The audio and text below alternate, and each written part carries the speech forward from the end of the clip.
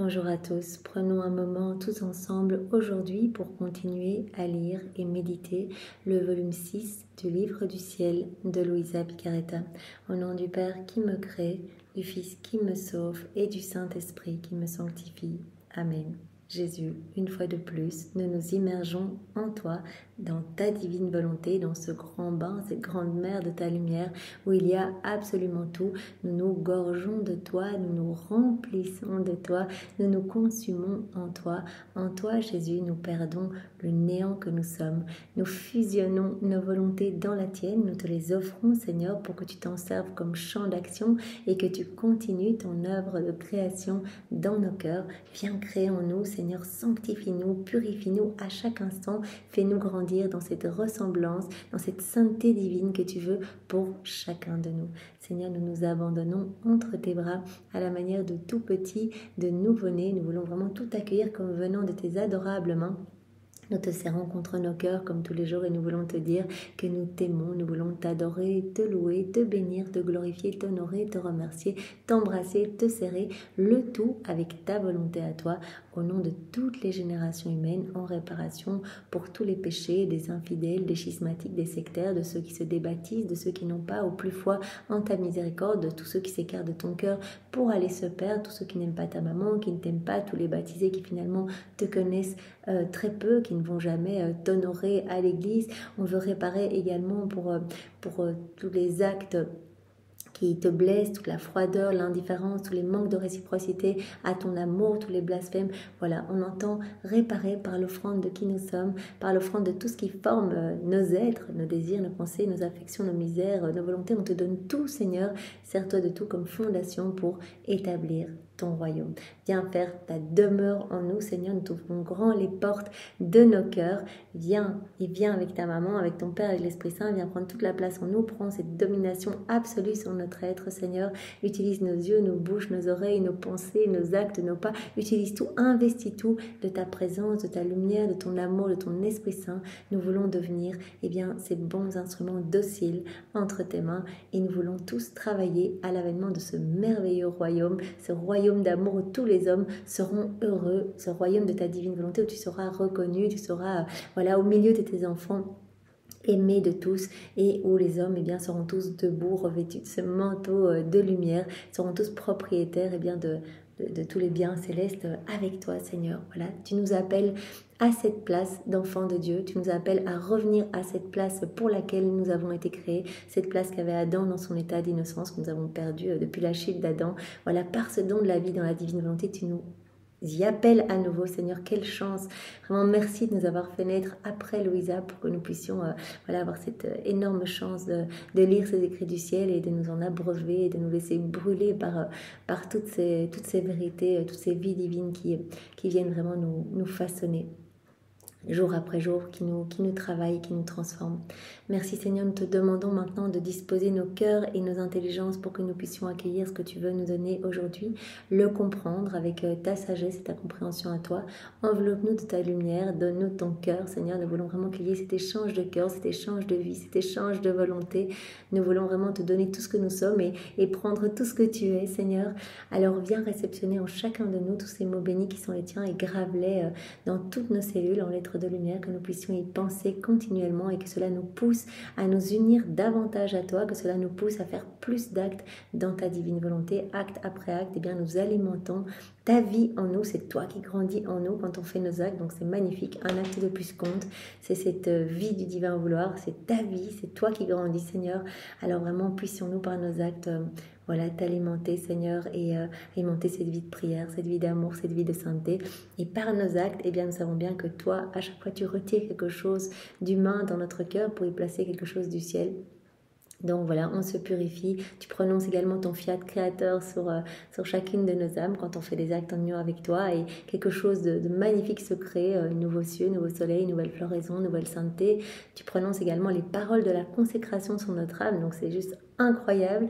Vraiment, quand on fait un acte dans la divine volonté, il est complet. Il y a tous les saints, toute la cour céleste, les anges, Maman Marie, la Trinité même qui vient s'y reproduire. Donc tout le monde vient se déverser dans cet acte pour qu'il soit parfait et qu'il amène vraiment la gloire la plus totale et la plus parfaite à la Trinité. Donc Seigneur, c'est magnifique. Et en plus, voilà, à chaque fois qu'on fait un acte, tu l'as dit, on reçoit directement tous les sacrements et tous les fruits des sacrements. Donc on est vraiment purifié au moment où on fait cet acte, on est totalement saint. Donc ce moment que nous prenons en union avec toi, c'est merveilleux. Il y a vraiment des pluies de lumière qui se déversent sur chacun de nous et cela forme comme un soleil irradiant, voilà, qui est déjà, qui va être placé en dépôt dans les trésors célestes, portant le sceau royal du divin vouloir. Et chacun de ces soleils, pour chacun de nous, voilà, on vit ce moment dans la divine volonté. Donc c'est un acte, on forme un soleil et ces soleils forment des rayons qui amènent de la lumière, des grâces à toutes les âmes ici-bas, de la joie pour tout le ciel, rafraîchissement pour les âmes du purgatoire, renouvellement et rafraîchissement de toute la création et bien sûr amour parfait pour la Trinité. Voilà, alors Seigneur, parle à travers mes lèvres, envoie sur chacun de nous ton Esprit Saint, que ce moment fait en union avec toi puisse avoir des retombées dans tous les cœurs. Viens Esprit Saint, viens par la puissante intercession du cœur immaculé de Marie, ton épouse bien-aimée.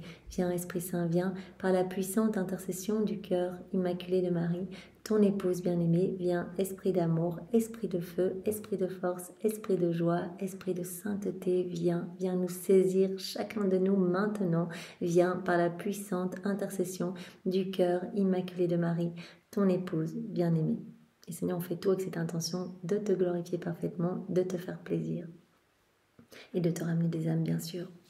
Alors donc nous avons morcelé ce volume 6, comme nous le savons, à différents points, différents titres, différents chapitres, comme les volumes précédents, pour voir le fil rouge, pour comprendre et pour vraiment ancrer ces vérités en se les répétant tous les jours. Alors on a vu d'abord ce premier chapitre, nous sommes toujours dedans, reprends ta place d'enfant de Dieu avec toute une série de points. Jésus nous a d'abord demandé de devenir amour, d'aimer comme dans les autres volumes. Il veut qu'on devienne comme lui, on pourra s'unir à lui dans le ciel que quand on sera pure lumière et pur amour. Alors Jésus nous a donné toute une série de passages nous demandant vraiment de nous laisser remplir du feu de son amour et de bien le garder en nous. De nous oublier complètement, l'amour vrai, il demande vraiment de renoncer complètement à soi-même, de nous consacrer à Jésus, de nous donner entièrement, en fait, de nous vider de tout pour qu'il puisse nous remplir, du tout qu'il est, en fait. On doit se vider complètement pour que Jésus puisse nous remplir. Et Jésus nous a demandé de tout convertir en amour, que tout soit scellé dans son amour, que tout puisse avoir son principe en lui, dans son amour. Alors Jésus nous a parlé, après nous avoir parlé de l'amour, et bien de la foi.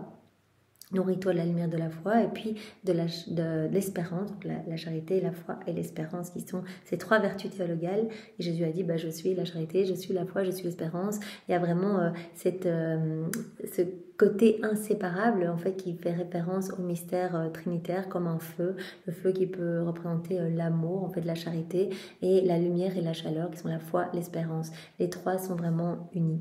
Donc Jésus nous a demandé d'espérer toujours, parce que plus on espérait, plus il y allait avoir de vie divine en nous. Jésus nous a demandé aussi d'accueillir la lumière de sa grâce. C'est une partie de lui, sa grâce, et il nous inonde. Et cette lumière de sa grâce, si on l'accueille, elle nous spiritualise, elle nous transforme. Elle vient faire mourir dans notre âme tout ce qui n'est pas Dieu.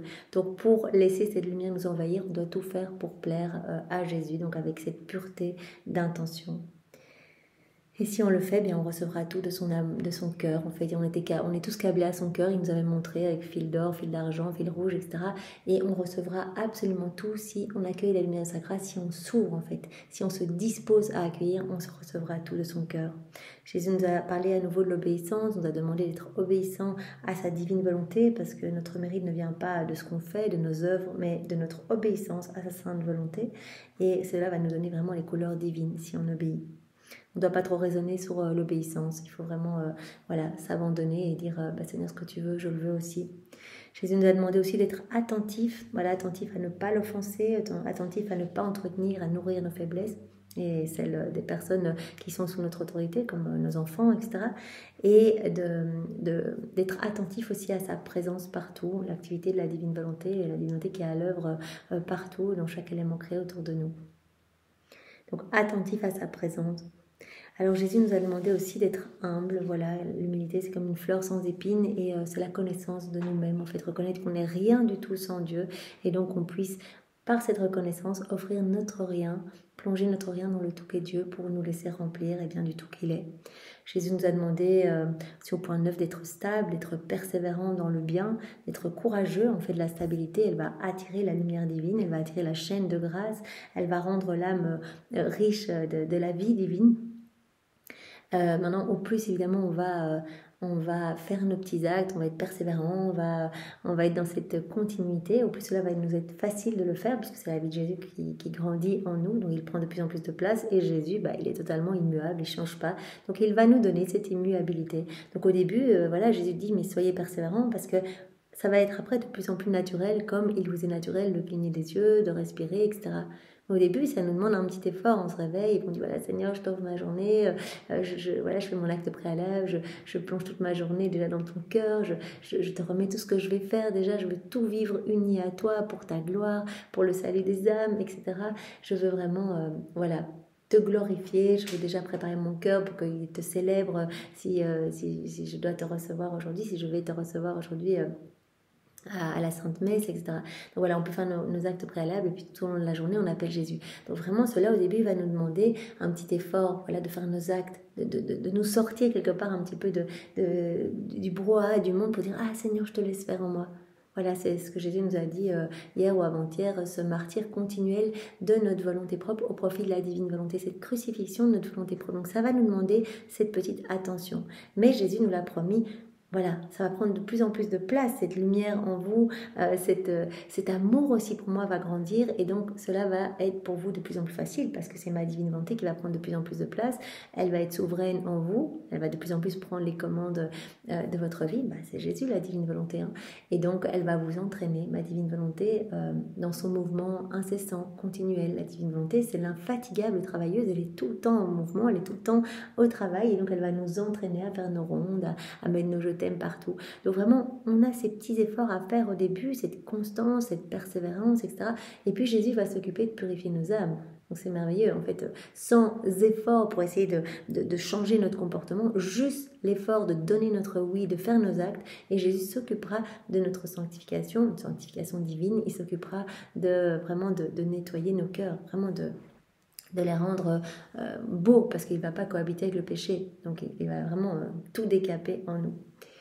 Voilà, alors Jésus nous a demandé de nous détacher de tout, bien sûr, et de nous attacher qu'à lui seul, de nous attacher qu'aux choses du ciel, qu'à sa parole. Voilà, il faut vraiment se délecter des merveilles du ciel. On doit vraiment prendre, pour exemple, l'aigle et vraiment poursuivre notre envol, nous envoler dans les hauteurs, en fait, pas être attaché aux choses de la terre. Jésus à nouveau va nous donner ce saint détachement, cette sainte indifférence pour les choses de la terre. Au plus on va faire des actes, au plus on va remarquer qu'on n'est plus du tout attiré par la télé, par les restos, par les voyages. En fait, il n'y a plus que Jésus qui nous intéresse et les choses du ciel. On n'a plus envie de perdre notre temps et ce sont vraiment des grâces que Jésus va nous donner. Donc la paix va également s'installer dans nos cœurs, l'ordre, l'harmonie. En fait, il va venir tout travailler. Donc Jésus nous appelle à la confiance parce que la foi sans la confiance, elle est totalement stérile. Et Jésus nous dit, voilà, c'est ce qui me glorifie le plus, en fait, quand une âme me fait confiance. Jésus, voilà, je vois pas trop pourquoi cette situation, c'est difficile, je comprends pas, je vois le mur, etc. Mais je te fais confiance et ce que tu veux, je le veux aussi. Dans la divine volonté, tout ce qu'on vit, c'est autorisé par Jésus pour quelque chose, pour notre bien, pour notre sanctification. Donc, il faut tout accueillir. Alors Jésus nous avait dit également, offre-moi tout au nom de tous, vous êtes une seule famille, comme les rois mages qui m'ont offert l'or, l'encens et la myrrhe, eh bien toi aussi tu peux au nom de tous m'offrir l'or de ta volonté, l'encens de tes prières, de tes adorations, que tu peux unir à celle de ma maman, celle de tous les saints, cette prière faite dans la divine volonté, et offre-moi la myrrhe de toutes tes souffrances aussi, unis tes souffrances aux miennes, tu peux le faire au nom de tous, en fait je reçois les mérites de ces offrandes, au nom de toute la famille humaine. Alors soit dans l'émerveillement de mon pouvoir créateur, moi je connais tout, je scrute tout, je connais exactement le nombre de gouttes d'eau qu'il y a dans chaque mer, etc. Donc je suis le roi de l'univers, je suis le roi de chaque cœur, je voudrais être le roi de chaque cœur. Malheureusement, les hommes m'écrasent en vivant dans leur volonté propre, ils ne me laissent pas cette royauté qui m'est due. Alors on avait vu au point 15, Jésus qui nous avait appelé à accueillir nos croix, nos souffrances avec humilité, amour et résignation. C'est vraiment des thématiques qui reviennent de manière récurrente depuis le premier volume.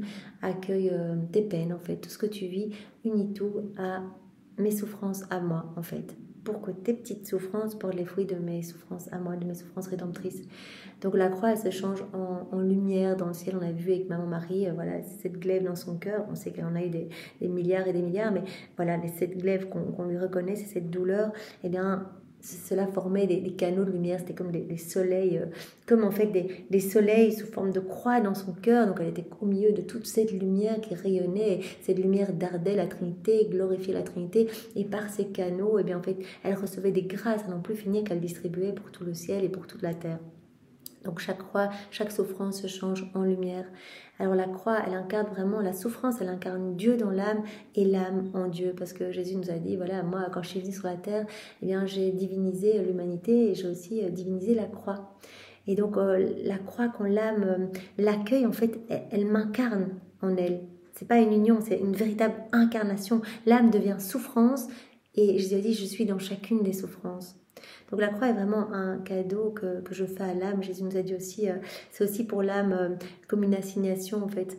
La croix, elle est pour l'âme, assignation, avocat et juge. C'est comme un jugement d'amour en fait. J'essaye d'ordonner l'âme en fait. Voilà, en permettant des croix dans sa vie, eh bien, voilà, j'espère que l'âme va se détacher des richesses, de ses liens affectifs, etc. Donc ça permet vraiment, c'est comme si c'était un petit avertissement en disant, là, ça va pas, là, t'es trop attaché à ça ou à ça, voilà.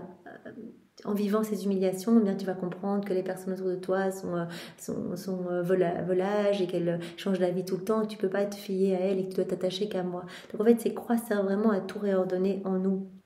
La croix amène 3 sortes de résurrection dans l'âme aussi, donc elle éveille l'âme à la grâce, elle vient en fait unir toutes les vertus, faire grandir l'âme en sainteté, et Jésus avait dit aussi, les vertus vont se perfectionner, et Jésus va en former vraiment une couronne pour nous. Donc au plus on accueille les souffrances, au plus on se sanctifie, si on accueille vraiment avec amour. La croix, elle amène... Également, Jésus nous disait que c'est comme des petites semences des vertus dans l'âme. Donc, elle vient embellir l'âme. Alors, Jésus nous avait demandé d'accueillir nos croix, d'accueillir nos mortifications. La mortification, elle est comme une bombe pour l'âme qui vient faire exploser tous les palais de vices, de mauvais comportements et construire à la place des palais magnifiques, en fait, voilà, de vertus. Alors, Jésus nous avait demandé, eh bien, voilà, d'accueillir en fait, d'adorer toutes les dispositions divines en silence. Voilà, de ne pas nous rebeller face aux croix, mais de dire, mais voilà, Seigneur, en fait, j'accueille quoi. Tu as autorisé ça, j'accueille. J'adore en silence toutes tes dispositions divines. Et Jésus nous avait demandé aussi de souffrir comme lui, de regarder le fruit de nos souffrances, plutôt que de regarder nos souffrances elles-mêmes, plutôt que de regarder la douleur que cela nous occasionne, la brûlure dans le cœur, etc. Et on se dit, mais en fait, c'est magnifique, ça va sauver les âmes et ça va embellir mon âme et ça va apaiser Jésus. En fait, je viens m'unir à lui dans ses peines. Et en fait, c'est comme si il me partageait une petite gorgée, une petite goutte de cet amer calice en fait de souffrance. Donc je viens l'apaiser en fait. En acceptant mes souffrances et en lui offrant, je lui offre de l'apaisement. Jésus parlait dans cette heure de la passion, c'était cette 3e heure au jardin de Gethsémani. Eh bien, quand une âme accueille ses croix, en fait, elle devient comme un ange pour lui.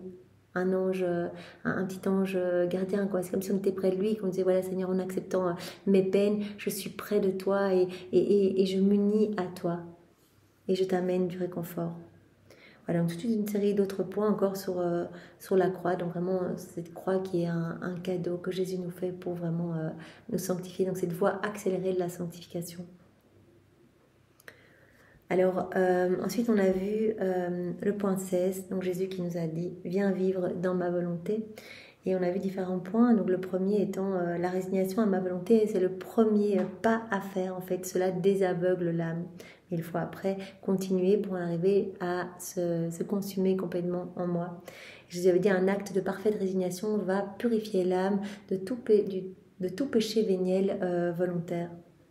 Et alors, Jésus nous avait dit, l'âme qui vit en moi, elle est tout en fait. voilà, en s'unissant à moi, en fait, ces actes vont devenir divins, éternels, et en fait, en faisant tout dans la divine volonté, elle nous désarme complètement, nous entendons notre propre prière, etc. Donc elle est tout, elle fait tout. Elle concourt à tout le bien qui peut exister sur la terre et dans le ciel. Tous ces actes vont avoir un impact pour toutes les âmes passées, présentes et futures. Jésus avait dit, l'âme qui vit en moi, elle m'honore et elle n'ira pas au purgatoire. C'est quelque chose que l'on sait, que Jésus nous a beaucoup répété déjà. Elle est identifiée aussi à mon humanité. J'en fais ma résidence, mon ciel. Jésus a utilisé tout au long des 36 volumes différentes autres expressions. J'en fais mon palais céleste, je fais d'elle mon paradis, etc. Donc je recrée mon paradis en elle, puisqu'à chaque acte, voilà, j'embellis cette âme. Et donc vraiment, je suis de plus en plus établie. Et donc je la purifie chaque fois davantage. Donc je fais mes quartiers dans ces âmes qui vivent dans la divine volonté et je m'y sens bien. Donc ces âmes sont vraiment ma petite résidence, petit tabernacle vivant pour ma divine volonté. Alors l'âme qui vit en moi, elle est consumée en moi et elle possède ma puissance divine. Ma puissance divine, ma puissance créatrice.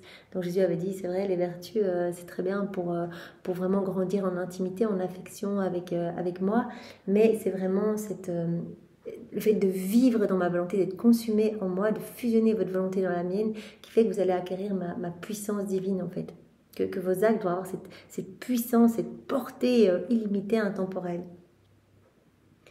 Alors Jésus nous avait dit aussi, l'âme qui vit en moi, elle ne connaît pas d'inquiétude en fait, parce qu'elle accueille tout comme venant de mes mains. Voilà, Seigneur, ça arrive, je te fais confiance, que ta volonté soit faite. Donc la divine volonté est pour cette personne son centre et son but en fait. Elle est totalement consumée en elle. Alors l'âme qui vit en moi, nous disait Jésus, elle reconnaît ma souveraineté et elle me laisse dominer son âme. En fait, voilà, je suis le roi de son âme et je peux faire ce que je veux en elle. Je suis le divin architecte, divin potier, divin agriculteur. Je peux vraiment embellir cette âme à ma guise en fait.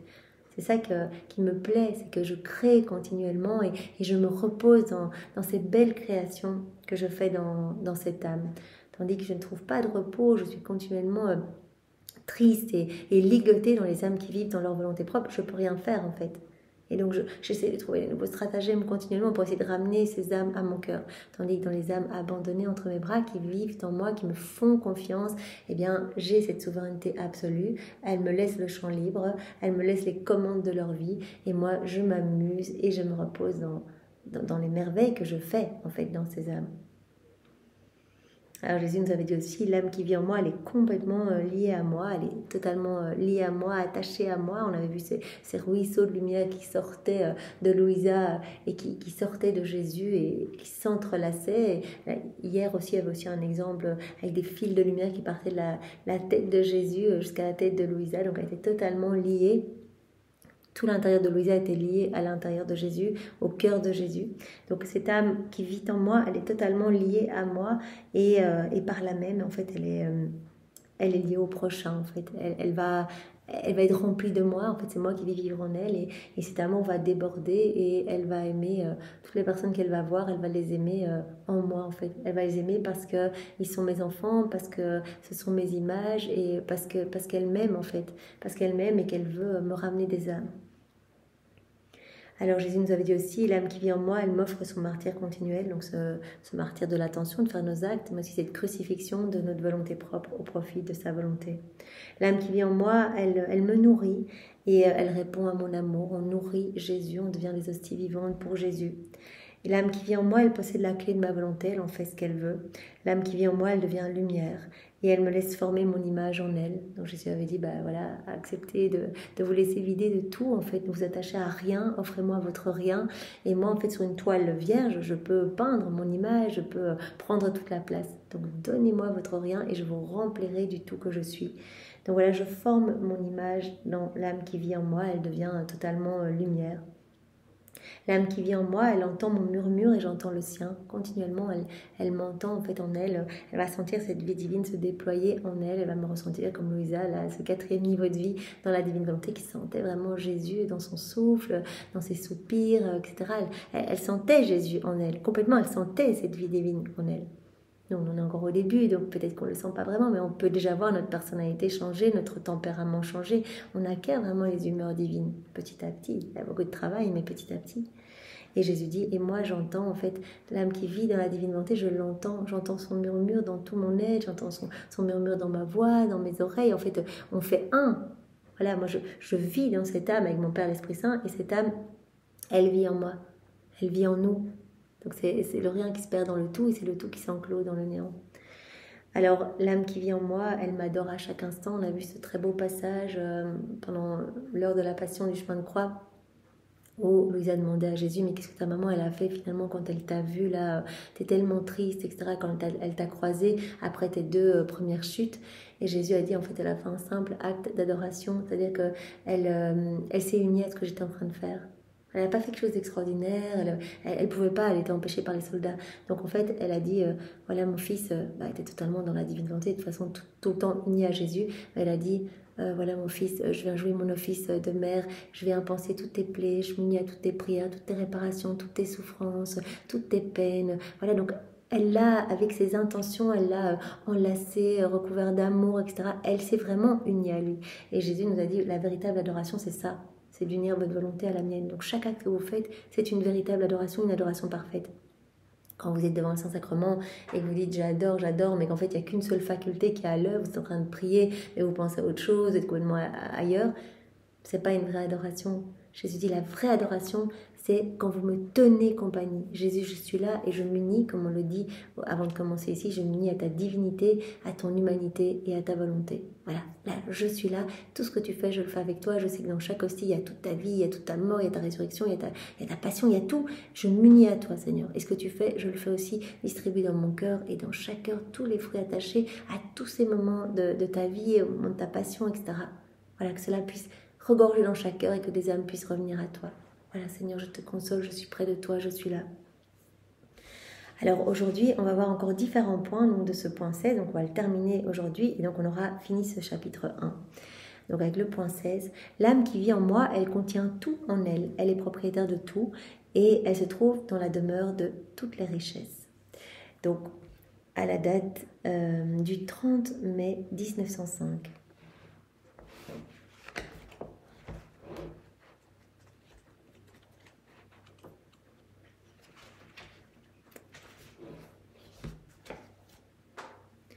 Poursuivant dans mon état habituel, donc c'est Louisa qui parle, je dis au Seigneur, « Seigneur, que veux-tu de moi?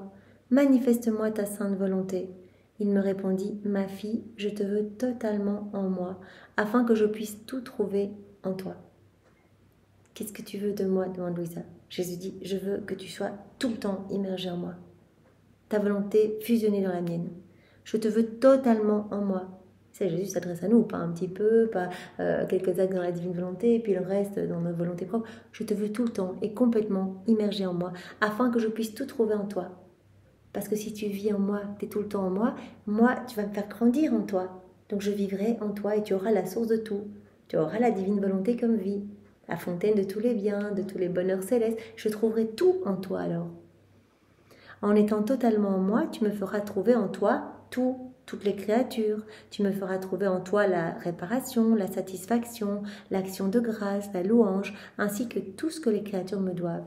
En étant continuellement dans ma divine volonté, en vivant en moi, je vais tout trouver en toi. Chacun de tes petits mouvements, chacun de tes battements de cils, si tu te brosses les dents, tu marches, tu bois un verre d'eau, eh bien tout me donnera de la gloire. Et tu me donneras continuellement les bénédictions, les louanges, l'amour, les réparations, les bénédictions que tous tes frères et sœurs auraient dû me donner s'ils n'avaient pas quitté la divine volonté. C'est ce qu'on fait. Je mange dans ta divine volonté. Et bien, en faisant cela, je répare pour tous ceux qui mangent sans penser à Jésus, sans s'unir à lui, ou qui commettent des péchés de gloutonnerie, de gourmandise, ou que sais-je. Voilà, on répare, on donne à Jésus la gloire que tous nos frères et sœurs auraient dû donner, par exemple, dans cet acte de manger. Et pour chacun de nos actes, comme ça, on répare. C'est pour ça que quand on va à la messe, c'est magnifique. On répare pour tous les hommes qui ne vont pas à la messe, qui ne vont pas honorer Jésus, qui ne se prosternent pas, qui le blessent dans le Saint-Sacrement, pour toutes les offenses qu'il reçoit dans son Sacré-Cœur, etc., les froideurs, les iniquités, les indifférences. On répare, on peut se mettre à genoux au nom de tous, on prie au nom de tous, on reçoit Jésus. C'est lui-même qui se reçoit en nous, puisque c'est dans sa volonté. On reçoit Jésus parfaitement au nom de toutes les générations humaines. Donc on répare pour toutes les personnes qui le reçoivent mal disposées, etc. Donc on comprend bien que si on est immergé dans sa volonté, Jésus trouve tout en nous. Il trouve tout en nous. Il va trouver par chacun de nos mouvements de la réparation pour tous, de l'amour pour tous, de la gloire pour tous. Donc l'âme qui vit en moi, elle contient tout en elle, elle est propriétaire de tout. C'était le premier passage. Deuxième passage, celui du 2 novembre 1905.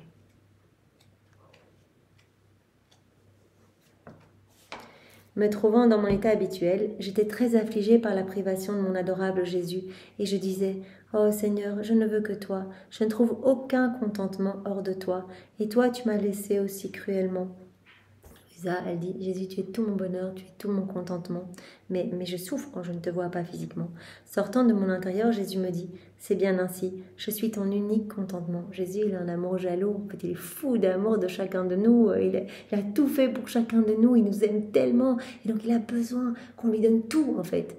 Il ne veut pas qu'on partage notre amour.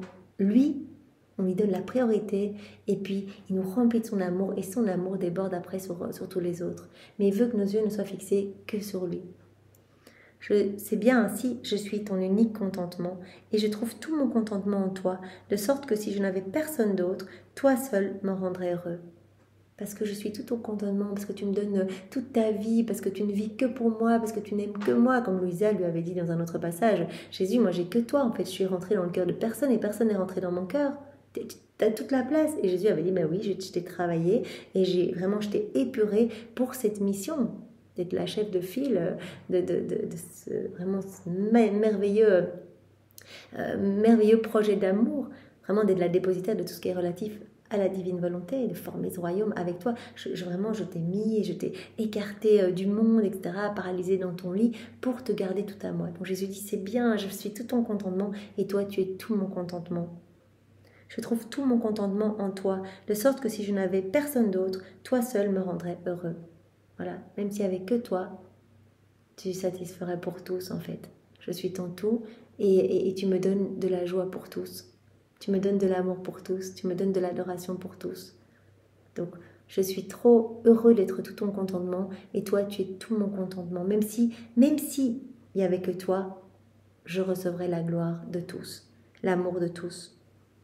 Je trouve tout mon contentement en toi, de sorte que si je n'avais personne d'autre, toi seul me rendrais heureux.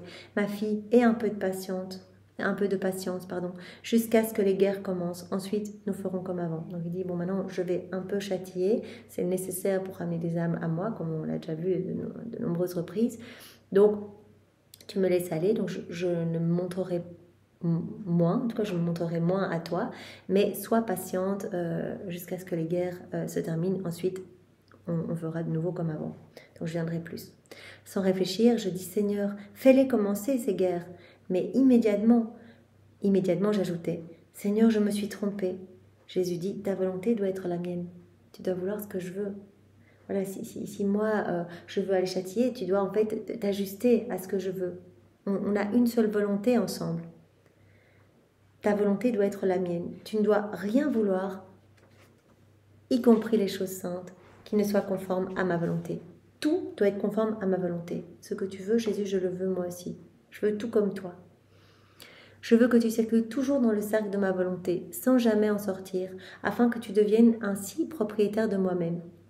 Je veux que tu restes, vous voyez de nouveau ce deuxième passage qui va dans le même sens que le premier, je veux que tu restes immergé dans ma volonté, continuellement, à chaque instant, dans le cercle de ma divine volonté, sans jamais en sortir. Je ne veux pas qu'il y ait des petites escapades dans ta volonté propre, tu dois rester tout le temps immergé dedans. Ainsi, tu deviendras propriétaire de tout, comme Jésus nous l'avait dit avec l'autre passage, tu seras même propriétaire de moi-même. Ben oui, c'est moi qui grandis en toi, et donc tu seras propriétaire même de Dieu en fait. Tu posséderas absolument tout en fait, mes œuvres divines, mes attributs divins, etc. Je veux la guerre, toi aussi. Pour l'âme qui se comporte de cette façon, je fais de mon être un cercle autour d'elle, de façon à la faire vivre de moi et en moi. Donc tu dois vouloir exactement tout ce que je veux. Je veux châtier, bah, tu le veux aussi. Je veux la guerre, tu la veux toi aussi. Et si tu es continuellement uni à moi, ta volonté fusionnée dans la mienne, eh bien alors je fais un cercle autour de toi, de façon à te faire vivre totalement en moi et de moi. Voilà. Que tu sois totalement immergé en moi et que moi je vive en toi et je grandisse en toi. Ensuite, il disparut. Alors, troisième point, troisième passage qui va dans ce sens également, à la date du 16 janvier 1906.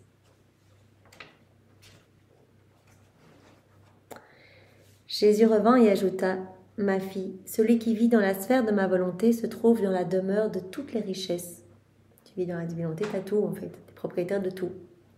Tu vas te retrouver dans la demeure de toutes les richesses. Et celui qui vit en dehors de cette sphère se trouve dans la demeure de toutes les misères. Celui qui vit dans sa volonté propre, ben c'est la cata. Et dans un labyrinthe de maux, de vices, c'est un labyrinthe de noirceur, il ne s'en sort pas.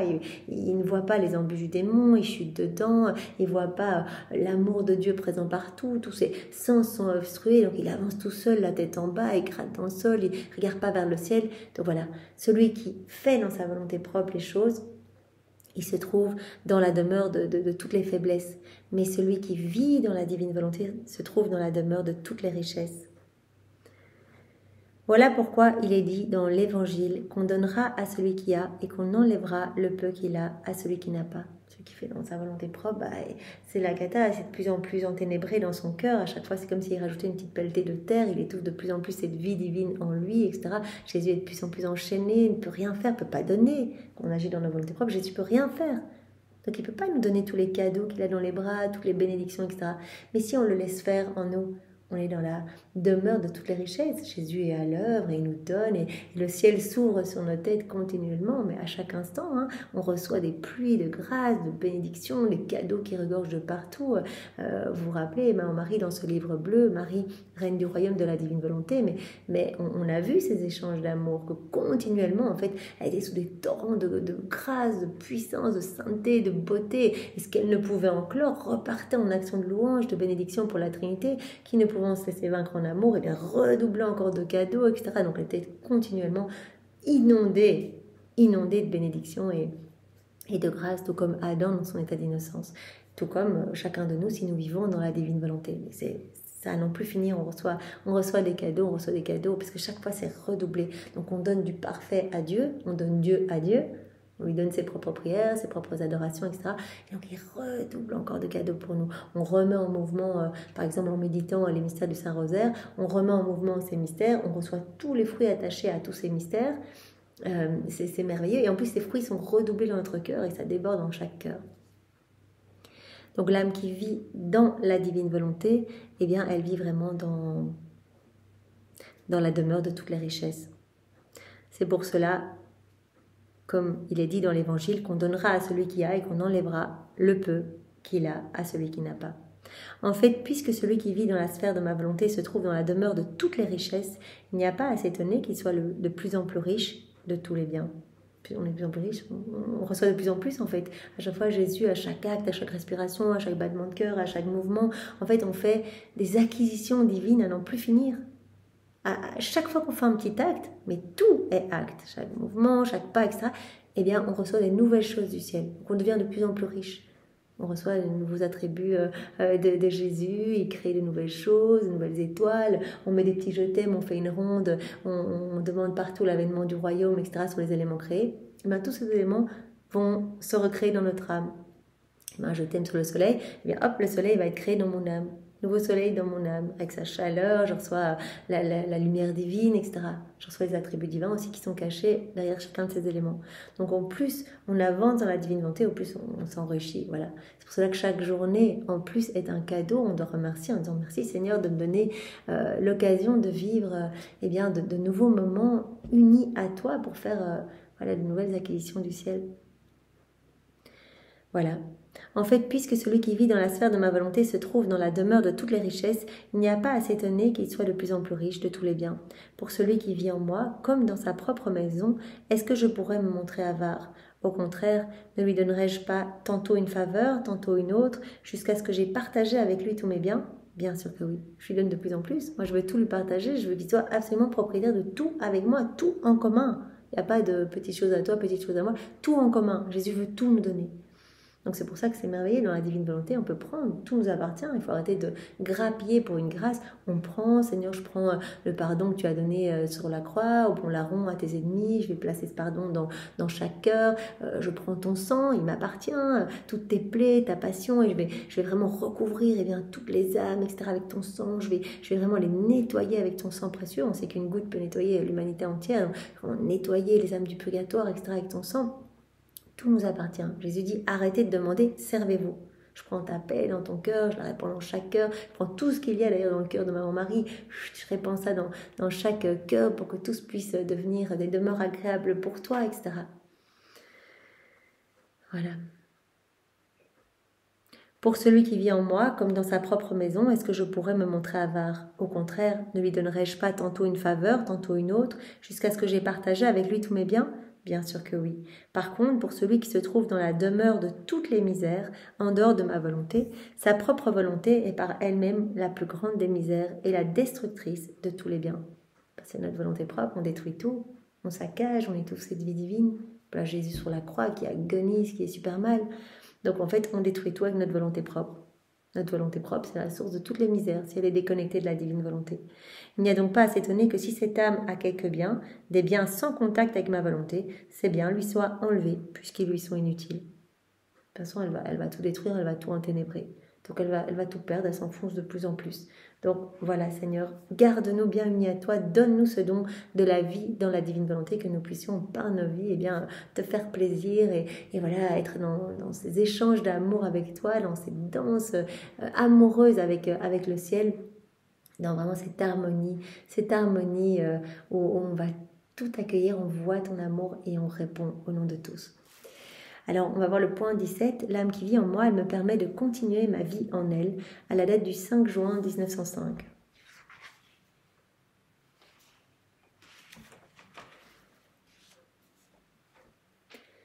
Jésus revint par la suite et ajouta, « Quelle n'est pas ma consolation de retrouver en toi ce que fit mon humanité il y a tant de siècles. » Là, Jésus qui a déjà fait toutes nos vies, qui a déjà refait chacun de nos actes. Il a vu à travers les siècles tous nos actes déconnectés de sa divine volonté. Il a tout vaincu avec sa volonté humaine, il a tout refait avec sa divine volonté, et au prix de terribles souffrances, comme on sait, souffrances imposées par sa divinité à son humanité. Et Jésus dit, mais combien ça me fait plaisir quand vous venez vous unir à moi, vous venez décrocher tous ces actes que j'ai déjà fait pour vous, tous ces actes suspendus, toutes vos vies saintes qui sont là. Quelle n'est pas ma consolation de retrouver en toi ce que fit mon humanité il y a tant de siècles en fait. Tu m'autorises à continuer ma vie en toi. Je trouve en toi ce que j'ai fait il y a 2000 ans. En fait, les choses que j'ai prévues pour être réalisées par les âmes ont d'abord été réalisées par moi dans mon humanité. Donc, tous les actes parfaits qu'on peut faire pour avoir cette sainteté divine ont déjà été faits par Jésus. Donc c'est pour ça que quand on s'unit à Jésus, on va dire, voilà, j'unis mon action de marcher à la tienne, toutes les fois où tu marchais lors de ton passage sur la terre. Et ainsi, comme ça, mes pas vont être divinisés, vont être sanctifiés. Pour que mes pas portent les fruits de tes pas à toi. Par exemple. En fait, les choses que j'ai prévues pour être réalisées par les âmes ont d'abord été réalisées par moi, dans mon humanité. Et si l'âme correspond, elle refait en elle ce que j'ai fait. Si l'âme vient chercher, si l'âme s'unit à moi, elle va refaire en elle ce que moi j'ai déjà fait. Il y a un décroché, tous ces moments que j'ai déjà fait. Mais si l'âme ne correspond pas, ces choses restent faites en moi uniquement et j'en éprouve une amertume inexprimable. Si on ne correspond pas, on ne s'unit pas à Jésus, on vit dans nos volontés propres, on ne vient pas chercher tous ces moments suspendus. Donc si on veut venir chercher ces moments qui ont déjà été faits par Jésus, qui sont parfaits, qui sont magnifiques, on doit s'unir à Jésus. Je mange en ta divine volonté, hop, je vais chercher ce moment que Jésus a déjà fait pour moi. Et donc ce moment est saint, cet acte est divin, éternel, est déjà confirmé, ne devra plus être refait au purgatoire, etc. Il est parfait, il donne de l'amour parfaitement à la Trinité, etc. Donc si l'âme ne correspond pas, ces choses restent faites uniquement en moi et j'en éprouve une amertume inexprimable. Donc l'âme qui vit en moi, elle me permet de continuer ma vie en elle. Point 18, l'âme qui vit en moi, elle produit une musique divine. Donc on avait déjà vu le point 14, Jésus qui avait dit, voilà, j'entends le murmure de cette âme partout en moi, et elle entend mon murmure divin en elle. Et ici on ne parle pas de murmure, mais on parle d'une musique. Chacun de nos actes forme comme une musique divine qui vient enivrer la Trinité, qui vient en fait comme... apporter un apaisement à la Trinité face à tant d'insultes, tant de méchants mots, tant de paroles vaines, inutiles qui ne glorifient pas la Trinité. Donc c'est comme si en fait on remplissait le ciel et la terre d'une musique divine. Alors c'est à la date du 5 juillet 1905, il y a plusieurs passages qui vont dans ce sens. 5 juillet 1905. Alors Jésus nous dit que lui en fait, tous ces actes formaient cette musique divine. J'étais dans mon état habituel et je vaquais à mes actes intérieurs coutumiers. Donc en train de faire ses rondes, ses réparations, dire à Jésus qu'elle l'aime partout sur chaque élément créé, partout dans l'œuvre de la rédemption, partout dans chaque sacrement, etc. Donc je vaquais à mes actes intérieurs coutumiers quand Jésus béni vint et me dit « Ma fille, mon humanité est musique pour la divinité. Parce que toutes mes œuvres étaient des notes formant la musique la plus parfaite et la plus harmonieuse pour l'oreille divine. » Tout ce que je faisais, mes pas, mes regards, mes respirations, mes soupirs, etc., tout apportait de la musique au pied du trône de l'Éternel. Une musique parfaite et harmonieuse pour l'oreille divine. Et l'âme qui se conforme à mes actes intérieurs, donc qui s'unit à moi, qui se conforme à mes actes intérieurs et extérieurs, qui vit dans ma volonté, continue de produire cette musique de mon humanité pour ma divinité. Donc moi, tout ce que je faisais, ça produisait cette musique. Quand l'âme s'unit à moi, en fait, qu'elle me laisse en fait continuer sa vie en elle, qu'elle vit dans ma volonté, eh bien, tout ce qu'elle va faire va produire aussi cette musique divine qui va enchanter tout le ciel. Alors, autre passage qui traite de la même chose, à la date du 6 janvier 1906.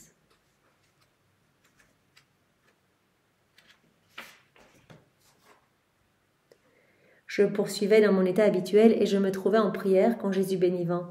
Il m'étreignit fortement et me dit « Ma fille, la prière est musique à mon oreille, surtout quand elle vient d'une âme totalement ajustée à ma volonté, de telle façon qu'on perçoive en elle une continuelle attitude de vie dans la divine volonté. » Alors tout devient musique. Jésus dit, voilà, quand une âme vit dans la divine volonté, elle vit en moi continuellement, en fait, sa vie devient une prière continuelle. Et donc tout devient hymne mélodieux, musique divine à notre oreille. C'est comme s'il y avait dans cette âme un autre Dieu qui me joue cette musique. Cette musique est divine. Comme moi, tout ce que je faisais produisait comme cette musique divine, voilà, pour l'oreille divine, pour l'oreille de mon Père, eh bien, l'âme qui vit en moi, qui vit dans ma divine volonté, eh bien, tout ce qu'elle fait produit cette musique, comme s'il y avait un autre Dieu qui me jouait cette musique dans cette âme. Oh, qu'il m'est agréable de trouver ainsi quelqu'un qui soit mon égal et me rende les honneurs divins. Donc je reçois vraiment voilà, une musique divine, des adorations divines, des bénédictions divines, des prières divines, etc. C'est vraiment, on rentre en compétition d'amour avec notre Créateur. Comme il m'est agréable de trouver ainsi quelqu'un qui soit mon égal et qui me rende les honneurs divins. Seulement ceux qui vivent dans ma volonté peuvent atteindre ce point. Ah oui, si on fait dans nos volontés propres, on dit je t'aime avec ma volonté propre, etc. C'est un tout petit je t'aime. Voilà. Mais si on dit je t'aime dans ta divine volonté, on va dire je t'aime avec ta volonté, je t'aime avec tes je t'aime à toi, avec ton amour à toi. Donc je te donne un je t'aime parfait qui ébranle le ciel et la terre, etc. Qui résonne partout et qui est offert au nom de toutes les générations humaines, en réparation pour tous ceux qui n'aiment pas, qui n'ont jamais aimé, et tous ceux qui vivent dans leurs ténèbres. Toutes les autres âmes, même si elles font beaucoup et prient beaucoup, me présentent des choses et des prières humaines, mais pas divines. Même si des âmes qui aiment beaucoup, qui sont toute la journée en prière, elles vont présenter quelque chose d'humain, une toute petite portée, rien de divin. Tandis que dans la divine volonté, tout a cette portée intemporelle, ce sont des actes infinis, des actes magnifiques, des actes faits par Dieu en nous. Par conséquent, elles n'ont pas cette puissance et cet attrait pour mon oreille. Si on fait quelque chose en nos volontés propres, on a beau faire les plus belles prières de la terre, ce ne sera pas un chant mélodieux, ça n'aura pas cet attrait sur l'oreille de Dieu. D'ailleurs, Jésus a dit, si vous n'avez pas de réponse à une prière qui est faite dans la divine volonté, vous en aurez beaucoup moins si vous la faites dans vos volontés propres. Parce que dans la divine volonté, on ne peut rien refuser en fait. parce qu'on entend notre propre demande et ça vraiment ça résonne partout, tous les éléments créés répètent cette prière, tous les saints, les anges, ça s'arrête jamais, etc. Et vraiment ça nous touche. Vous nous donnez comme un doux parfum en fait, comme un son mélodieux et divin.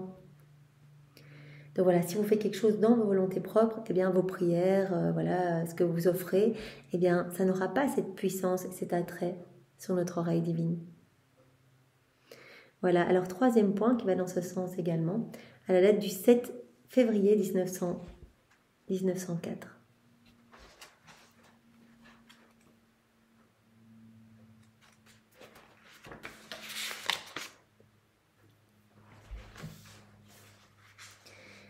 Alors, c'est Louisa qui parle. J'ai passé tout le mois dernier dans beaucoup de souffrances. C'est pourquoi je n'ai pas écrit. Comme je continue de me sentir très faible et souffrante, il monte souvent en moi la crainte que ce n'est pas parce que je ne peux pas écrire, mais parce que je ne veux pas écrire. Donc elle se dit, mais en fait, j'arrive pas à écrire, mais est-ce que c'est parce que je ne veux pas ou c'est parce que je ne peux pas? Il est vrai que j'éprouve beaucoup de répugnance à écrire, au point que seule l'obéissance peut me vaincre sur ce point. Pour m'enlever tout doute, j'ai décidé d'écrire, pas tout, mais seulement quelques mots dont je me rappelle, afin de voir si vraiment je peux écrire. Je me souviens qu'un jour, comme je me sentais malade, Jésus m'a dit « Ma fille, qu'est-ce qui arriverait si la musique cessait dans le monde ?» Je lui demandai « Seigneur, mais de quelle musique parles-tu? Quelle musique pourrait cesser ?» Il me dit « Ma bien-aimée, ta musique. » On voit bien que tous les gestes de Louisa, ses mouvements, ses soupirs, ses souffrances, etc., tout forme cette musique qui réjouit le ciel. Jésus dit, ta musique à toi. En fait, quand l'âme souffre pour moi, quand elle prie, elle répare, loue et rend continuellement grâce, cela est pour mon ouïe une musique continuelle qui m'empêche de prêter attention à l'iniquité de la terre et donc de la châtier comme cela serait approprié. Donc en fait, cela vient apaiser mon oreille, qui entend moins alors les méchancetés humaines, qui entend moins les blasphèmes, etc., qui m'empêche de châtier en fait la terre comme cela serait approprié. Donc cela forme une musique continuelle qui m'empêche de prêter attention, donc ça quelque part distrait un peu la trinité des iniquités humaines. Cela m'empêche de prêter attention à l'iniquité de la terre et donc de la châtier comme cela serait approprié. C'est aussi une musique pour les esprits humains. Donc non seulement c'est une musique qui vient voilà, nous apporter de la joie, du réconfort, etc., qui nous empêche d'entendre, de prêter attention aux iniquités, aux méchancetés humaines, mais aussi c'est une musique qui va être bénéfique pour tous les hommes, pour tous les esprits humains, parce qu'ils vont se détourner ainsi de faire des choses plus mauvaises. Ça va les distraire de faire des choses plus mauvaises. Même si on ne voit pas, quand on fait un acte dans la divine volonté, il y a des grâces qui sont données à tous, des bénédictions qui sont données à tous, pour autant que évidemment les cœurs accueillent, mais ça va quelque peu les distraire de faire le mal en fait. Voilà, ça va les détourner de faire des choses mauvaises. Si je t'enlevais de cette terre, ma musique ne cesserait-elle pas ? Ça ne serait pas de différence pour moi, ça ne ferait pas de différence pour moi-même, parce que ce ne serait que son déplacement de la terre vers le ciel. Au lieu d'avoir cette musique sur la terre, je l'aurais dans le ciel. Mais le monde, comment ferait-il, les hommes, si je t'emmène avec moi? Comment ferait-il? Je pensais, ce sont ces habituels prétextes pour ne pas m'amener avec lui. Il y a dans le monde beaucoup de bonnes âmes qui font beaucoup pour Dieu. Moi, au milieu d'elles, est-ce que, peut-être, je n'occupe pas la dernière place? Pourtant, il dit que s'il m'amène avec lui, la musique cessera. Il y en a beaucoup qui lui font de la musique mieux que moi. Tandis que je réfléchissais ainsi, il est venu comme un éclair et il a ajouté « Ma fille, ce que tu dis est vrai. Il y a beaucoup de bonnes âmes qui font beaucoup pour moi. Cependant, comme il est difficile d'en trouver une qui me donne tout pour que je puisse me donner totalement à elle. » Voilà, dans la divinité, on donne tout. C'est comme un martyr complet, en fait. C'est un martyr blanc à chacun de nos actes. On dit « Seigneur, je te donne tout mon être, je te donne ma volonté, je te donne tout. Et toi, tu vas me donner tout, toute ta volonté. Tu vas me donner tout ce que tu es. Moi, je te donne tout ce que je suis, tu me donnes tout ce que tu es. » Jésus dit, effectivement, il y a beaucoup de bonnes âmes, etc., qui prient. Et comme on l'a vu dans l'autre passage, leurs prières ne font pas, quand c'est fait dans une volonté humaine, ça ne fait pas le même effet sur notre oreille divine. Parce que ce ne sont pas des prières divines. Tandis que l'âme qui me donne tout, qui s'offre à moi, qui vit dans ma volonté, tout va être prière divine. Chacun de ces actes va nous amener de la joie, va nous amener de la gloire au nom de tous. Alors Jésus nous dit encore au point 19, l'âme qui vit en moi, elle fait tout mon délice. Parce que tout ce qui se trouve en elle vient de moi. À la date du 17 août 1905.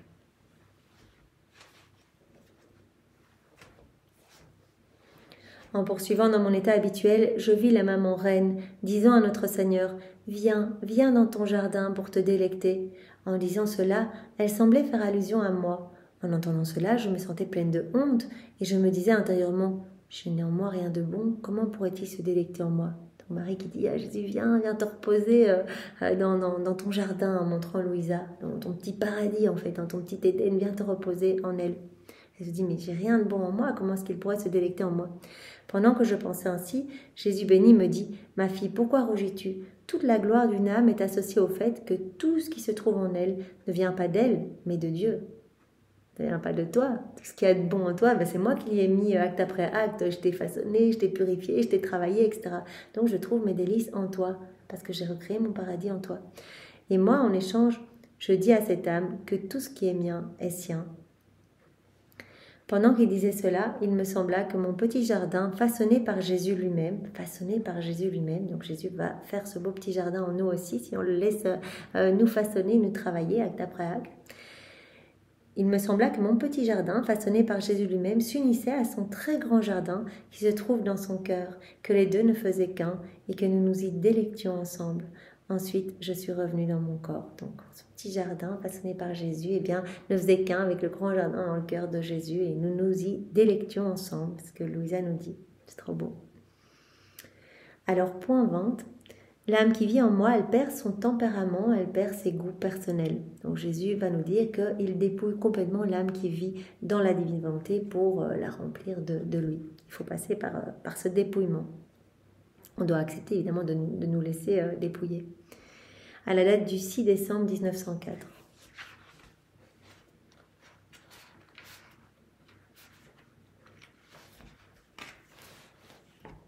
Je continuais à me battre. Je me voyais nue et dépouillée de tout.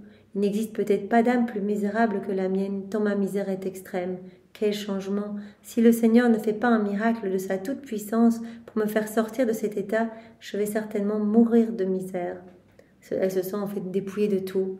Elle dit, mais j'ai plus de goût pour rien, etc. Voilà, mais c'est très bien en fait. C'est vraiment Jésus qui nous travaille pour nous épurer, qu'on n'ait plus de tendance à faire telle ou telle chose. Même d'affection pour les choses saintes, il faut tout lâcher. Il faut lui laisser le gouvernail complet et que lui puisse nous remplir de lui. Mais il faut vraiment le vide complet. Comme il nous l'a dit, j'ai construit l'univers à partir de rien. S'il y avait déjà eu quelque chose, j'aurais dû tout défaire pour tout refaire. Jésus béni vint brièvement et me dit, « Ma fille, courage, perdre totalement ses goûts personnels, c'est le commencement de la béatitude éternelle. » C'est bien, perdre tes goûts personnels, c'est le commencement de la béatitude éternelle. À mesure que l'âme perd ses goûts personnels, les goûts divins viennent en elle. Tu dois perdre tes goûts personnels. Moi, je vais te remplir de mes goûts divins, de mon tempérament divin, de mes humeurs divines. Quand l'âme s'est complètement perdue elle-même, ne se reconnaît plus, ne trouve en elle plus rien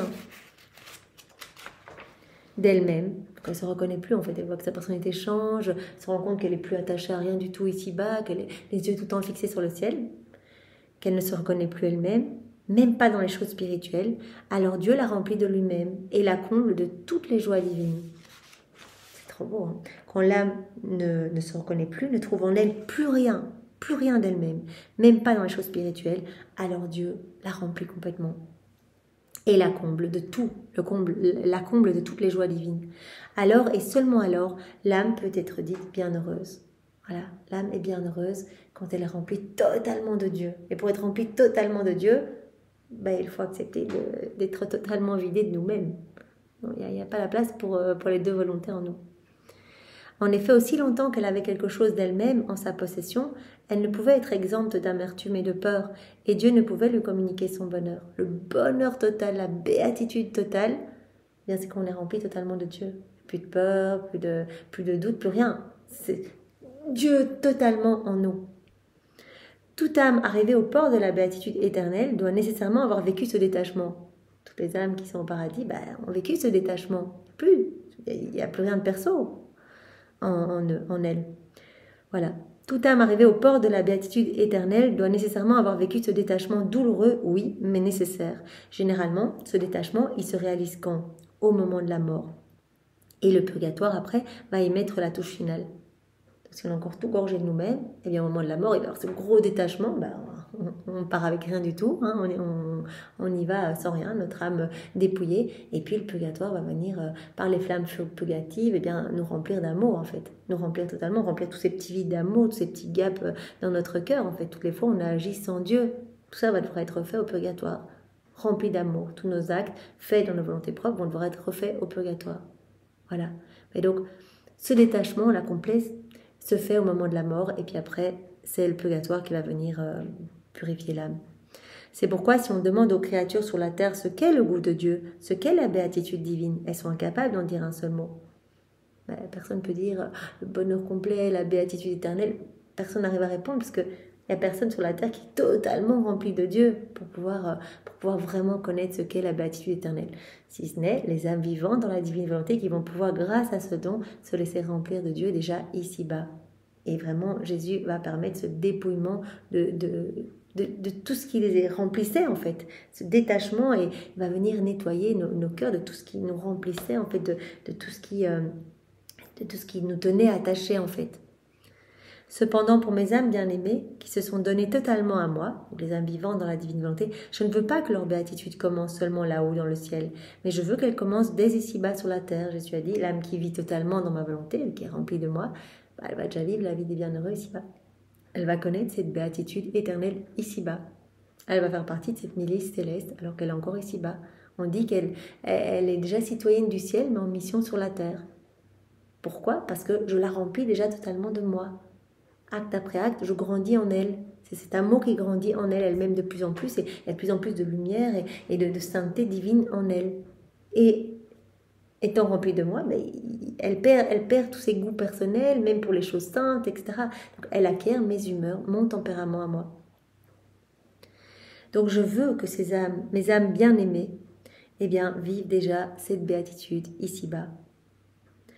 Non seulement je veux les remplir du bonheur et de la gloire du ciel, mais aussi je veux les remplir des souffrances et des vertus que mon humanité a vécues sur la terre.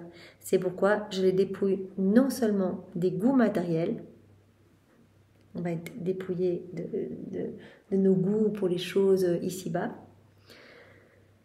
que l'âme considère comme du fumier, toutes les choses matérielles, mais aussi je les libère des goûts spirituels afin de les remplir totalement de mes biens et de leur donner le commencement de la véritable béatitude.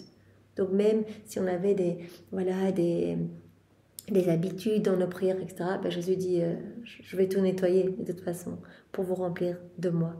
Je vais vous donner ma vie, en fait, c'est ma vie qui va grandir en vous. Je veux que vous commenciez déjà à vivre la vie des bienheureux ici-bas. Voilà. Donc l'âme qui vit en moi, elle perd son tempérament et elle perd ses goûts personnels. Donc Jésus vient la dépouiller complètement pour la remplir de lui. Alors point 21, unis-toi à mon humanité et à ma volonté et tu seras alors uni à ma divinité. Si on s'unit à l'humanité de Jésus, à sa volonté, on va être en lien directement avec sa divinité, on sera unis à sa divinité. À la date du 17 octobre 1904.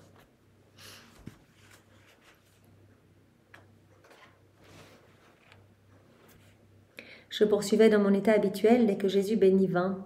Il me dit, ma fille, il est nécessaire d'œuvrer en union avec l'humanité du Christ et avec sa volonté, comme si la volonté de l'homme et celle du Christ ne faisaient qu'un.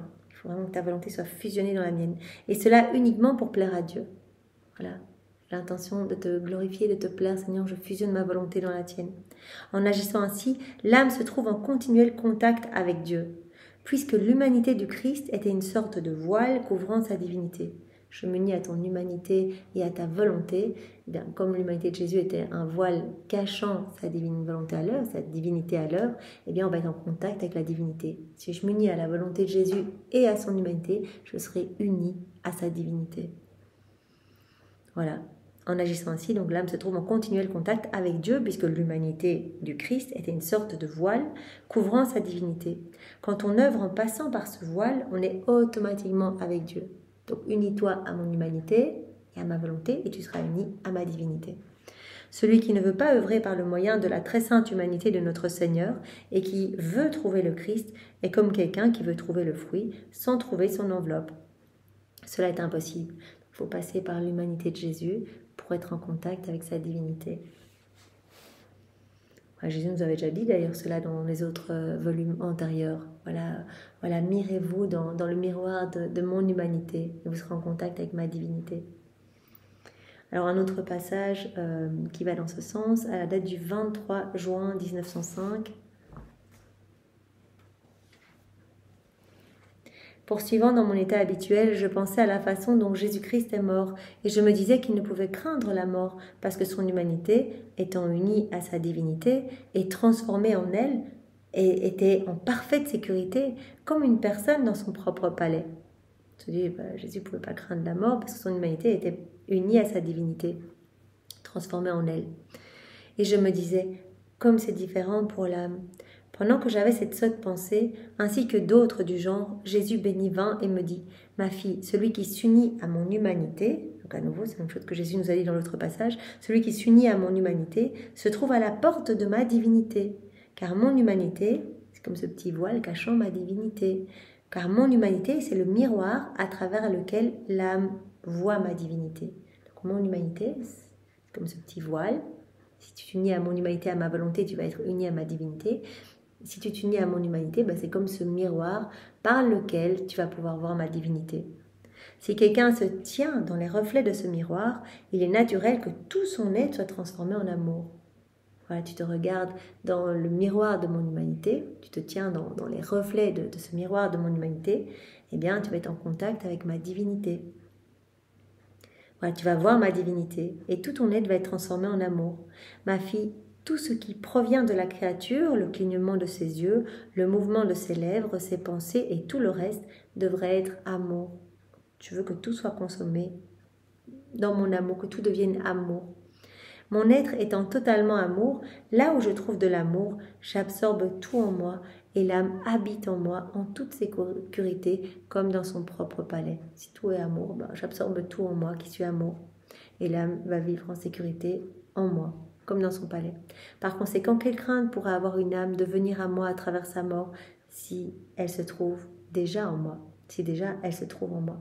Donc l'âme qui vit dans la divine volonté est totalement absorbée en Dieu, en fait, vit en Dieu, vit complètement en lui. Donc Jésus dit, il n'y a pas de crainte à avoir de la mort, tu vis déjà en moi.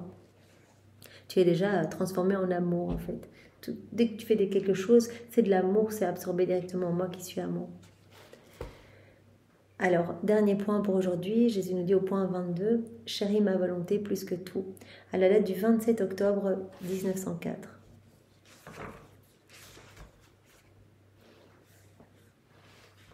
Je me trouvais dans mon état habituel et j'ai vécu des moments très agités, non seulement à cause de la presque totale absence de mon seul et unique bien, mais aussi parce que, étant hors de mon corps, je voyais que les gens allaient s'entretuer comme des chiens et que l'Italie allait être impliquée dans une guerre avec d'autres nations. Je voyais beaucoup de soldats partir et comme plusieurs allaient être victimes, beaucoup d'autres allaient être appelés. Donc elle voit tout ce qui va se passer, les châtiments, les guerres, etc. Qui peut dire à quel point j'étais accablée? D'autant plus que je me sentais presque sans souffrance. Alors je me suis mise à me lamenter intérieurement en disant « À quoi bon vivre? Jésus ne vient pas et la souffrance me manque. » Donc pour elle, rien ne va plus quand elle ne voit pas Jésus et qu'en plus elle ne ressent pas de souffrance. Elle dit vraiment ce sont les deux éléments qui me tiennent dans mon état de victime. Je te vois, Jésus, et l'état de souffrance. Si je ne te vois pas et que je ne ressens rien, est-ce que je dois rester dans cet état? Souvent, on l'a vu dans les volumes précédents, elle demandait à Jésus, est-ce que mon état est conforme à ta volonté, puisque tu ne me partages plus de souffrance, etc. Jésus avait dit, peu importe, ton état est conforme à ma volonté, que tu souffres ou que tu ne souffres pas, que tu me vois ou non, peu importe en fait. Tu m'offres même le fait de ne pas souffrir, et puis ton désir de souffrir vient pallier aussi à tout. Donc peu importe, reste dans cet état-là, et fais-moi confiance, en fait. Accueille tout comme moi, je l'ai décidé, en fait. C'est ça, c'est cet abandon complet. À quoi bon vivre? Jésus ne vient pas et la souffrance me manque. Mes compagnons les plus chers et les plus inséparables, Jésus et la souffrance m'ont quitté. Incroyable, la souffrance qui est la meilleure amie de Louisa. Donc, mes compagnons les plus chers et les plus inséparables, Jésus et la souffrance m'ont quitté. Cependant, je continue de vivre, moi qui croyais que sans l'un ou l'autre, je n'allais plus pouvoir vivre, tellement ils m'étaient inséparables. Et souvent, Louisa dit à Jésus, mais donne-moi de la souffrance. Je veux souffrir parce que je sais que vraiment, quand tu autorises des souffrances dans ma vie, dans mon corps, etc., en fait, tu es tout près de moi après. Tu ne peux plus rien me refuser. Je t'ai à mes côtés quand je souffre. Et je sais que je te soulage. Donc Louisa, elle aime tellement Jésus, c'est pas souffrir pour souffrir, mais c'est pour soulager Jésus. Oh Dieu, quel changement, quel état douloureux. Quel tourment indicible, quelle cruauté inouïe. Si tu as laissé d'autres âmes privées de toi, tu n'as jamais fait cela sans la souffrance. À aucune tu n'as fait un affront si ignoble. C'est uniquement pour moi qu'était préparée cette gifle si terrible. Seulement moi qui ai mérité ce châtiment insupportable. Donc, elle croit que c'est un châtiment de ne plus souffrir. Elle dit, mais toutes les autres âmes qui t'ont aimé, et quand elles vivaient ces déserts spirituels, quand elles ne te voyaient pas, etc., j'avais au moins la souffrance pour leur tenir compagnie. C'était un juste châtiment pour mes péchés, je méritais même pire. À ce moment, Jésus vint comme un éclair et me dit avec majesté, « Mais qu'est-ce qui se passe? Pourquoi parles-tu ainsi? Ma volonté ne te suffit-elle pas pour tout? Ma volonté, elle est tout, c'est moi la divine volonté, je vis en toi, je suis là continuellement. » D'ailleurs, Jésus, il se montre, il sort un bras du corps de Louisa pour dire « Je suis là, une jambe. » Il se fait sentir dans son intérieur, on a vu, elle ressent cette vie divine en elle. Il dit « C'est moi la divine volonté. » Donc, qu'est-ce qui se passe? Ma volonté ne te suffit pas alors que c'est la source de tout? Toutes les joies célestes, tous les bonheurs célestes, c'est tout ma volonté. Il y a tout dedans. Est-ce qu'elle ne te suffit pas? Ce serait un châtiment si je te mettais en dehors de la sphère divine, en te privant de la nourriture de ma volonté.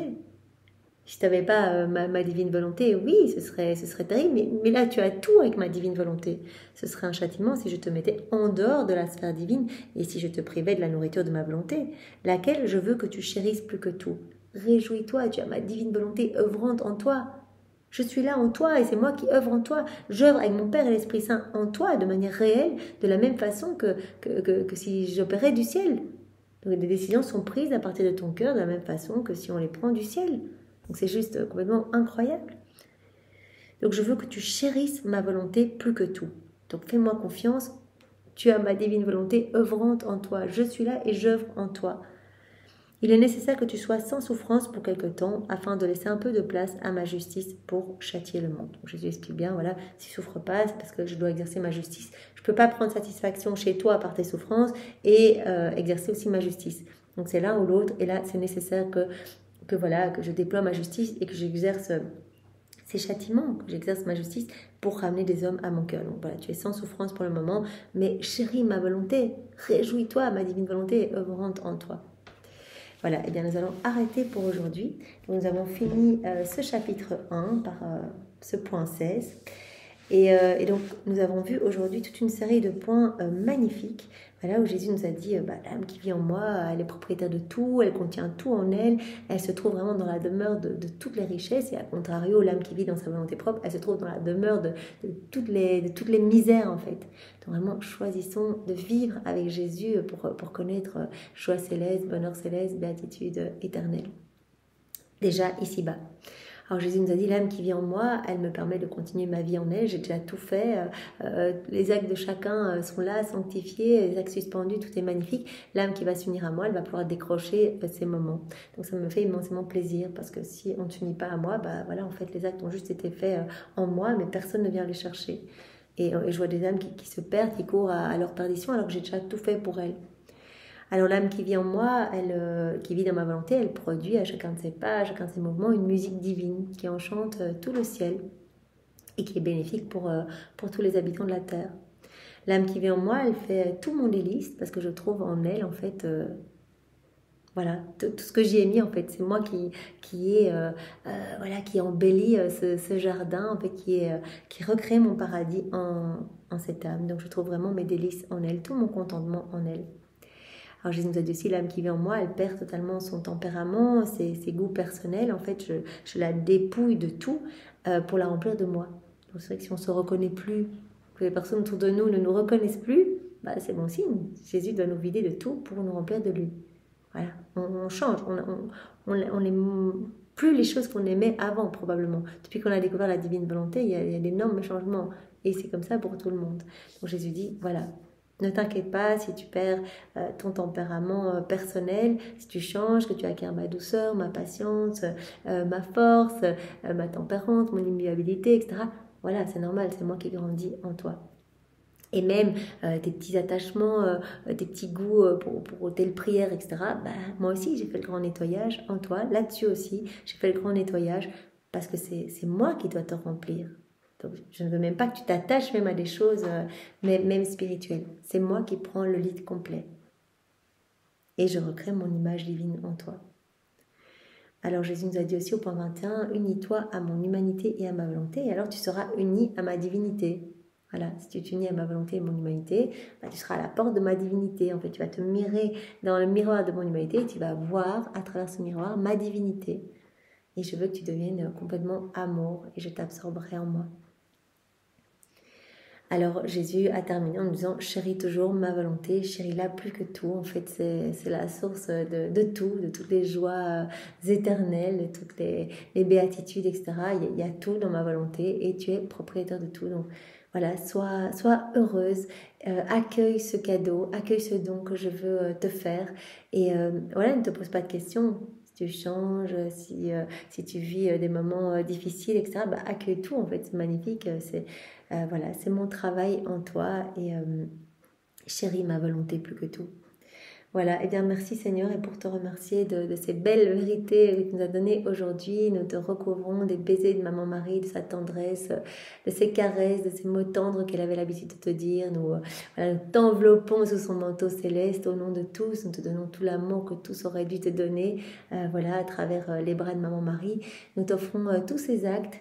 Nous t'offrons tous tes actes à toi, sa vie, ta vie. Nous t'offrons tous les actes d'amour de tous les saints de tous les temps. On refait dans ta divine volonté tous les actes accomplis également par Adam dans son état d'innocence, par Louisa, les actes accomplis dans la divine volonté par Louisa, par les âmes à la suite de Louisa. Nous t'offrons aussi l'amour de ton Père, l'amour de l'Esprit Saint, l'amour trinitaire, tous tes attributs divins. Voilà Seigneur, nous t'adorons, nous te chantons, nous te louons avec les anges, avec les saints, avec toute la cour céleste, et nous le faisons voilà, au nom de chacun de tes enfants en réparation pour ceux qui ne te connaissent pas ou ceux qui te blessent, qui ne veulent pas de tes grâces, qui ne veulent pas de ta lumière, qui ne veulent pas se laisser transformer par tes mains divines.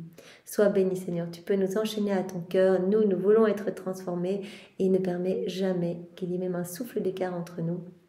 Voilà, que nos yeux ne regardent que toi, que nos bouches ne s'ouvrent que pour te louer, que nos oreilles n'entendent que ta voix, que nos mains ne travaillent que pour ta gloire, que nos pieds ne marchent que vers toi. Seigneur, nous t'appartenons et vraiment nous voulons te dire que tu fais tout notre contentement et nous voulons que tu trouves en nous tout ton contentement. Voilà, que tu puisses être heureux dans nos cœurs et nous voulons être voilà, d'autres mamans pour toi, te nourrir, t'abreuver et t'aimer continuellement. Sois béni Seigneur et continue ton travail en nous. Au nom du Père et du Fils et du Saint-Esprit. Amen. Soyez tous bénis. Passez une belle journée. Au revoir.